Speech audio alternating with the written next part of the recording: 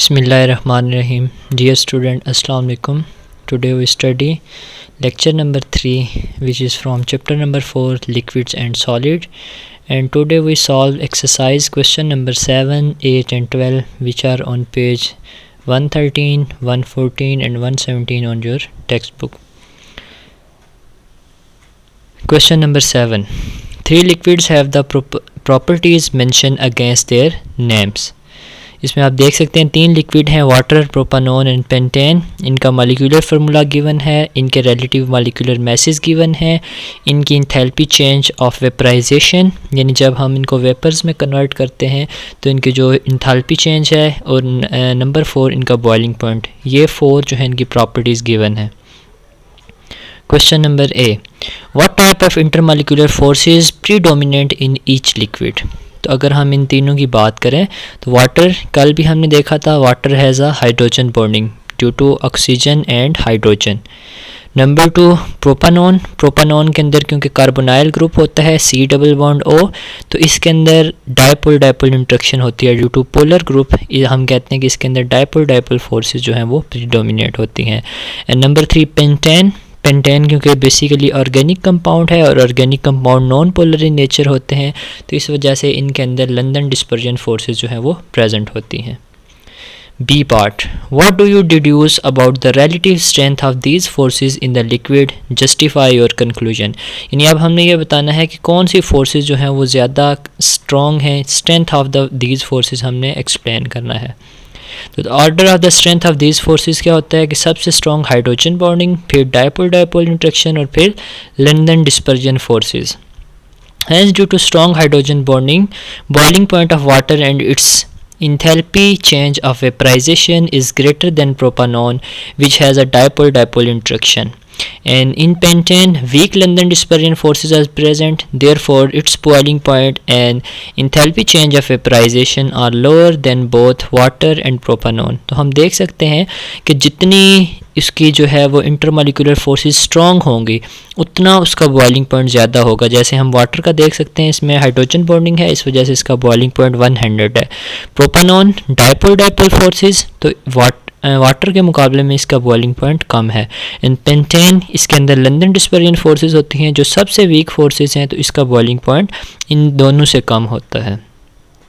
Part C, if the liquid are shaken together in pair, which pair would be unlikely to mix. यानी अगर हम इन में से कोई भी 2 ले लेते हैं और उनको हम क्या करते हैं, शेक करते हैं, तो कौन सा पेयर जो है वो इसके अंदर मिक्स नहीं होगा. तो water and pentane will not mix with each other since pentane is non polar and water is polar. तो कल भी हमने ये बात की थी कि 2 चीज़ों की सॉल्युबिलिटी के लिए उनका सेम होना मीन दोनों का पोलर या नॉन पोलर होना ज़रूरी है. अगर एक चीज़ पोलर है और दूसरी चीज़ नॉन पोलर है तो वो सॉल्युबल नहीं होते. तो हम कहते हैं therefore they will not have attraction for each other. B part, explain this immiscibility in term of the forces between the molecule. So water and propanone are polar substance and have hydrogen bonding and dipole dipole interaction, hence they attract the molecule of each other, thus they mix with each other. क्योंकि water और propanone दोनों polar हैं, इनके दरमियान intermolecular forces बेशक different हैं लेकिन हैं दोनों पोलर. वाटर भी पोलर है और प्रोपानोन भी पोलर है due to presence of carbonyl group. तो ड्यू टू पोलैरिटी हम कहते हैं कि वाटर और प्रोपानोन दोनों जो हैं वो सॉल्युबल होते हैं. However, pentane is non-polar and has weak London dispersion forces. It cannot develop forces with water or propanone molecule, hence it is immiscible with water and propanone.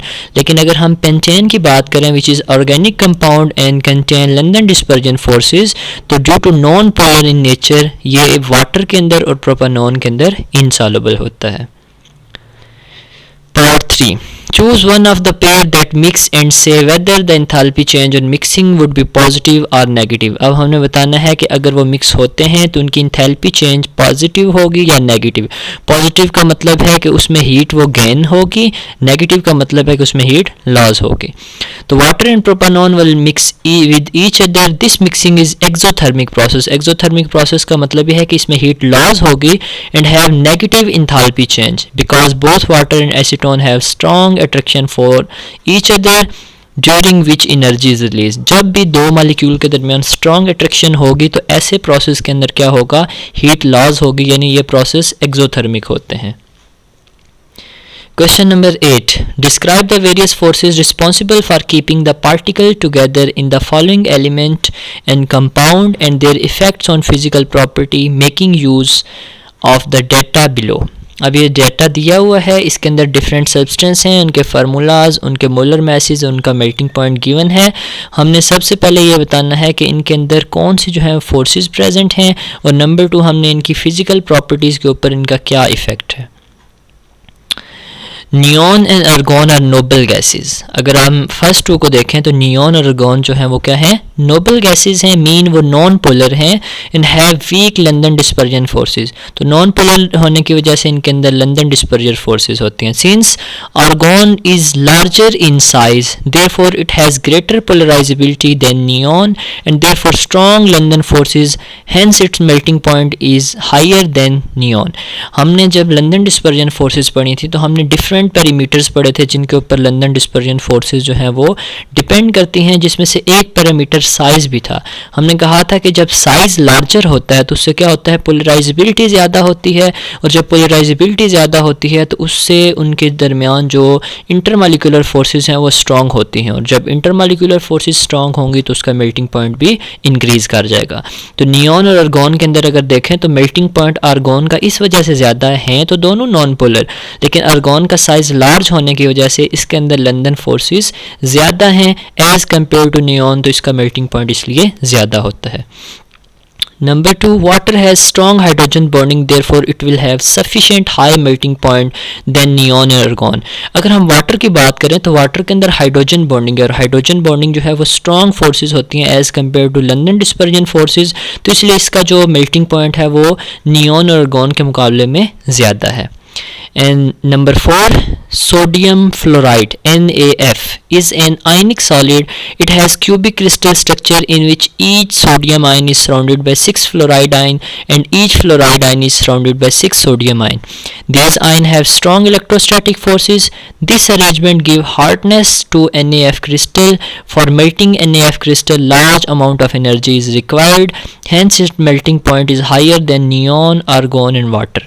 अगर हम नंबर 4 NaF सोडियम फ्लोराइड की बात करें तो sodium fluoride की structure similar NaCl की तरह होती है, सोडियम क्लोराइड की तरह. और हमें यह भी पता है कि सोडियम क्लोराइड या सोडियम फ्लोराइड या सोडियम ब्रोमाइड या सोडियम आयोडाइड, ये जो फ्लोरीन के साथ सोडियम के साल्ट बनते हैं, इनके अंदर आयनिक बॉन्ड प्रेजेंट होता है, और ionic bond is much stronger than hydrogen bonding as well as dipole dipole forces and London dispersion forces.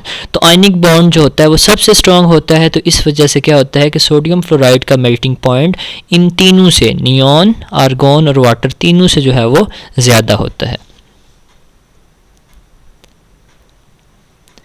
Question number 12, explain the following with reason. अब ये जो क्वेश्चन नंबर 12 है ये बेसिकली सॉलिड से है, और इस सॉलिड के अंदर ये डिफरेंट इसके जो है पार्ट्स हैं, हमने इनको एक्सप्लेन करना है रीज़न के साथ. तो जो आपके स्मार्ट सिलेबस के अंदर इंक्लूड हैं वो है पार्ट 6, 7, 8, 9, 10 और 11. तो हम स्टार्ट करेंगे पार्ट 6 से. पार्ट 6 क्या है, amorphous solid like glass is also called super cooled liquid. यानी ये जो एमॉर्फस सॉलिड होते हैं ग्लास, इनको हम सुपर कूल्ड लिक्विड भी कहते हैं. Two solids have ordered arrangement of particle while liquid have somewhat random structure. Amorphous solids have definite shape and volume. However, these have random arrangement of particle. Thus, their molecular structure is more like liquid. Hence, amorphous solid are called as super cooled liquid. अगर हम liquid और solid को differentiate करें तो हम ये कहते हैं कि लिक्विड के अंदर एटम्स के दरमियान कोई पार्टिकुलर अरेंजमेंट नहीं होती, जबकि सॉलिड के अंदर पार्टिकुलर अरेंजमेंट होती है. लेकिन हमने पढ़ा था कि सॉलिड भी दो तरह के हैं, एमॉर्फस एंड क्रिस्टलाइन. अब ये जो एमॉर्फस सॉलिड होते हैं इनके अंदर एटम के दरमियान अरेंजमेंट जो है वो तो होती है, लेकिन वो प्रॉपर जो है वो अरेंजमेंट नहीं होती, जिसकी वजह से हम कहते हैं कि इसके जो एटम्स हैं या आयंस हैं या मॉलिक्यूल हैं, वो उनकी जो अरेंजमेंट है वो सिमिलर वैसे ही है जैसे लिक्विड के लिए है.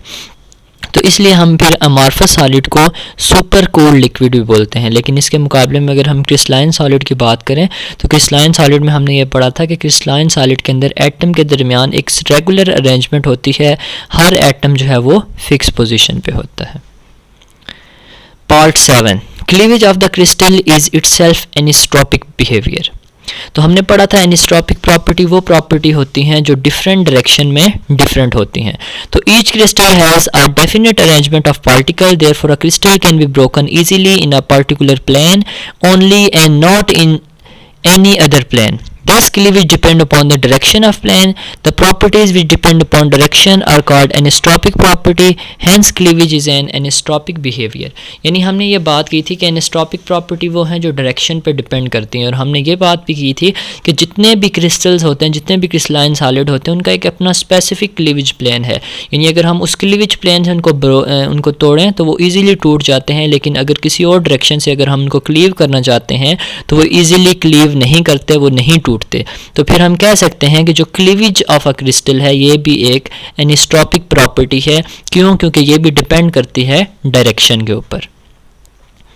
Part 7. The crystals showing isomorphism mostly have the same atomic ratio. A crystalline form does not depend upon the chemical nature of atom, it only depends upon number of atoms, size of atom and way of combination of atom. Basically ये जो जितने भी crystalline solid होते हैं, इनकी ये जो crystalline form होती है वो केमिकल नेचर ऑफ एटम पे डिपेंड नहीं करती कि एटम किस नेचर के हैं, वो सिर्फ डिपेंड करती है कि उनके अंदर कितने एटम हैं, उनका साइज़ क्या है और ये एटम किन वे से, किस तरीके से जो है वो आपस में कंबाइन हुए हैं। तो hence substance with the same number of atom, तो फिर हम कह सकते हैं कि वो तमाम सब्सटेंस जिसके अंदर नंबर ऑफ एटम सेम होते हैं, mean same atomic ratio, generally have the same crystal structure and hence they are isomorph. यानी हमने ये बात की थी कि आइसोमॉर्फिज्म क्या है कि हमारे पास दो different crystalline solid same geometrical shape show करते हैं, और उसके रीज़न भी यही है कि क्रिस्टलाइन फॉर्म बेसिकली डिपेंड करती है नंबर ऑफ़ एटम पे। तो अगर दो डिफरेंट सब्सटेंस हैं, उनके अंदर नंबर ऑफ़ एटम सेम है, तो उनकी क्रिस्टलाइन फॉर्म जो है वो सेम हो सकती है, मीन वो आइसोमॉर्फिज्म का फिनोमेना शो कर सकते हैं। Next, part 9. The transition temperature is shown by the element having allotropic form and by compound showing polymorphism. तो different allotropic form of element and polymorph form of a compound can be converted into each other by controlling temperature. ये जो दो चीज़ें हैं, number 1 polymorphism and number 2 allotropic form, तो इसको हमने define किया था कि allotropes क्या होती हैं, एक ही एलिमेंट की डिफरेंट फॉर्म जो फिज़िकली डिफरेंट होती हैं बट केमिकली सेम है। और polymorphism को हमने डिफ़ाइन किया था कि एक ही क्रिस्टलाइन कंपाउंड एक से ज़्यादा जब ज्योमेट्रिकल फॉर्म के अंदर एग्जिस्ट करता है तो उसे हम बोलते हैं polymorphism। तो उस एक ही कंपाउंड की जो डिफरेंट फॉर्म्स होती हैं ये इंटर कन्वर्टेबल होती हैं, यानी हम इनको एक फॉर्म से दूसरी फॉर्म में कन्वर्ट कर सकते हैं। तो इसलिए हम कहते हैं कि इनके दरमियान ट्रांजिशन टेम्परेचर एग्जिस्ट करता है, क्योंकि ट्रांजिशन टेम्परेचर को हमने डिफाइन किया था, the temperature at which transition of a one crystalline form to other crystalline form take place is called a transition temperature. Thus concept of transition temperature cannot be used for substance which have only one form. तो अगर कोई भी crystalline substance एक form के अंदर exist करता है तो फिर उसके अंदर ट्रांजिशन टेम्परेचर का कंसेप्ट यूज़ नहीं करते। ट्रांजिशन टेम्परेचर का कंसेप्ट सिर्फ ऐसे कंपाउंड के अंदर, ऐसे क्रिस्टलाइन सब्सटेंस के अंदर हो सकता है जो एक से ज़्यादा क्रिस्टलाइन फॉर्म के अंदर एग्जिस्ट करते हैं। Next, question number 10. One of the unit cell angle of hexagonal crystal is 120 degree. So in a hexagonal crystal, one of the angle is of 120. It is present inside the hexagon as shown in the figure. For example, graphite has a hexagonal crystal. आपको याद होगा कि last lecture के अंदर हमने hexagonal crystal form जो है इसको एक्सप्लेन किया था। तो हेक्सागोनल के अंदर बेसिकली क्या होता है कि दो लेंथ ए और बी सेम होती हैं और दो एंगल अल्फा और बीटा सेम होते हैं। थर्ड लेंथ सी ये ए और बी लेंथ के इक्वल नहीं होती, ये इससे ज़्यादा भी हो सकती है और कम भी हो सकती है। सिमिलरली इसका जो थर्ड एंगल होता है गेमा, ये बेसिकली 120 डिग्री का होता है, ये 90 डिग्री का नहीं होता। तो इसका मतलब है कि वाकई ही हेक्सागोनल के अंदर एक एंगल जो होता है वो 120 डिग्री का होता है। Last part 11, the electrical conductivity of metal decrease by increasing temperature. यानी अगर कोई मेटल है, हम उसका टेम्परेचर इंक्रीज़ करते हैं तो उसकी इलेक्ट्रिकल कंडक्टिविटी डिक्रीज़ हो जाती है। तो अब हमने इसकी रीज़न बतानी है कि ऐसा क्यों होता है। A metal consist of sea of free electron in which positive nuclei are present at definite position. The electrical conductivity of metal is due to the motion of free electron. Some time the electrical conductivity of metal decrease with increase in temperature. Basically जितनी भी metal metals होती हैं, ये हमने पढ़ा हुआ है कि मेटल जितनी भी होती हैं वो इलेक्ट्रोपॉजिटिव इन नेचर होती है, मीन उनके पास फ्री इलेक्ट्रॉन होते हैं, ड्यूरिंग केमिकल रिएक्शन वो अपने इलेक्ट्रॉन को लॉस करते हैं। तो जब हम एक मेटल रॉड या एक मेटल पीस की बात करते हैं तो उसमें नंबर ऑफ मेटल एटम्स होते हैं और हर एटम के पास फ्री इलेक्ट्रॉन होते हैं, तो हम कहते हैं कि मेटल के पास sea of free electron, sea mean समुंदर, यानी इलेक्ट्रॉन का समुंदर उसके पास होता है, क्योंकि जब एक ही मेटल पीस के अंदर हमारे पास large number of metal atom हैं और हर एटम के पास फ्री इलेक्ट्रॉन्स हैं, तो हम ये कहते हैं कि फिर मेटल्स के अंदर जो है वो समुंदर होता है इलेक्ट्रॉन्स का। अब जब हम टेम्परेचर इंक्रीज़ या डिक्रीज़ करते हैं तो उससे मेटल की कंडक्टिविटी चेंज होती है। It is because increase in temperature increase the vibration motion of the positive nuclei. These nuclei produce hindrance in the motion of free electron, hence electrical conductivity decreases. Basically electrical conductivity को हम define करते हैं flow of electron. जब electron flow करते हैं तो इस process को हम बोलते हैं electrical conductivity, हम कहते हैं कि ये चीज़ conductivity show कर रही है।